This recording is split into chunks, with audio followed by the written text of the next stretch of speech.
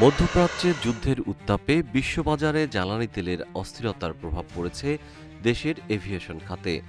দেশে এক মাসের ব্যবধানে দ্বিতীয়বারের মতো বাড়ল উড়োজাহাজের জ্বালানি তেলের দাম। এবার প্রতি লিটারে দাম বেড়েছে প্রায় ৯০ টাকা।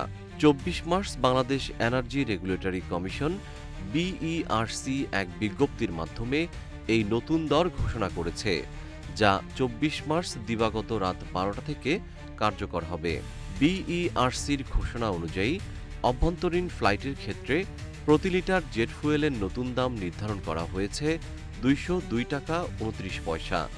এর আগে এই দাম ছিল ১১২ টাকা ৪১ পয়সা। অর্থাৎ এক লাফে প্রতি লিটারে দাম বেড়েছে ৮৯ টাকা ৮৮ পয়সা। ৮ মার্চ লিটার প্রতি ১৭ টাকা ২৯ পয়সা দাম বাড়ানো হয়েছিল। মাত্র এক মাসের ব্যবধানে দুই দফায় এই বিশাল মূল্যবৃদ্ধি দেশের এভিয়েশন ইতিহাসে নজিরবিহীন।